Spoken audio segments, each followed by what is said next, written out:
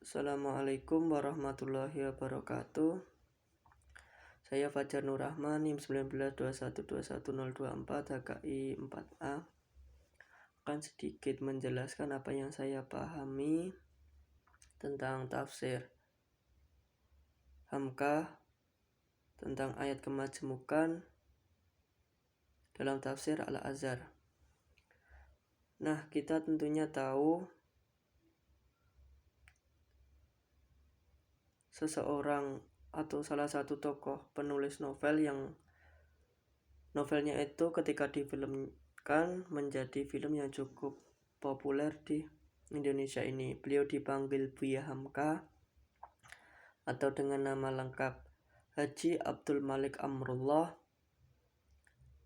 Lahir di Sumatera Barat pada tanggal 16 Februari 1908 Masehi, merupakan salah satu tokoh ulama tafsir yang ada di Indonesia. Pada usia beliau ketika 8 tahun, beliau mengenyam pendidikan di salah satu pendidikan Islam modern di Indonesia. Ketika pagi beliau belajar di madrasah diniyah dan ketika sore harinya beliau belajar di madrasah tawalib. Pada tahun 1949 beliau pergi ke Jakarta untuk melanjutkan misinya, yaitu berdakwah. Beberapa tahun kemudian beliau melanjutkan karirnya di bidang jurnalistik, tafsir, dan lain sebagainya. Beliau juga merupakan salah satu ketua Majelis Ulama Indonesia yang ketika berfatwa, salah satu fatwanya itu menimbulkan kontroversi, yaitu tentang umat Islam yang dilarang merayakan hari raya Natal.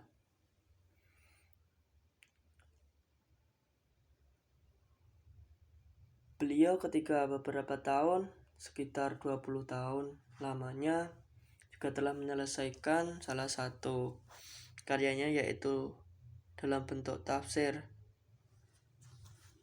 Al-Azhar. Tafsir ini berangkat dari gagasan-gagasan beliau yang dikenal juga cukup tegas, jelas dalam pendapatnya.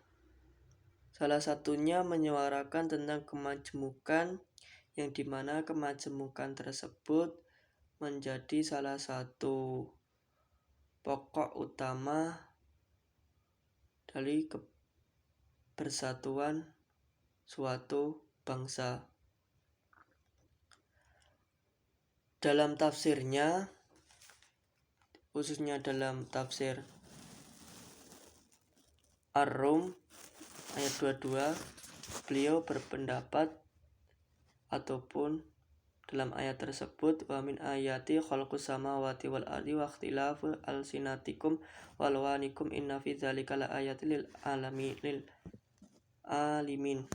Artinya, di antara tanda-tanda kebesarannya ia menciptakan langit dan bumi, perbedaan bangsamu dan warna kulitmu. Sungguh pada demikian itu benar-benar terdapat tanda-tanda bagi orang-orang yang mengetahui. Dalam ayat tersebut beliau menafsirkan atau menekankan bahwa keberagaman manusia dalam hal apapun harus dipandang sebagai bukti kekuasaan Allah.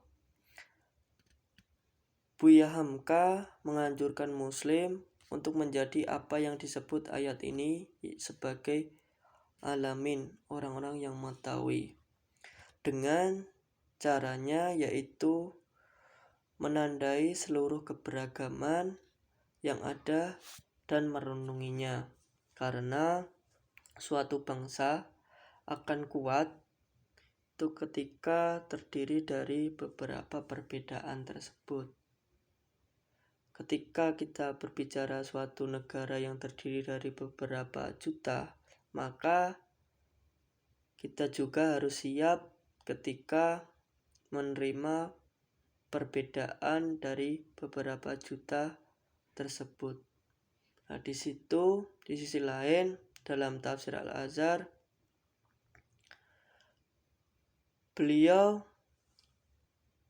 mengungkapkannya dengan cukup ketegasan ataupun apa yang telah beliau peroleh, yaitu selama masa pendidikannya, pengalaman-pengalamannya, tak terlebih bahwa tafsir Al-Azhar ini juga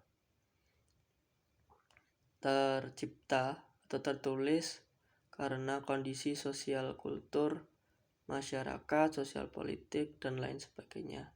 Mungkin cukup itu yang dapat saya sampaikan. Wassalamualaikum warahmatullahi wabarakatuh.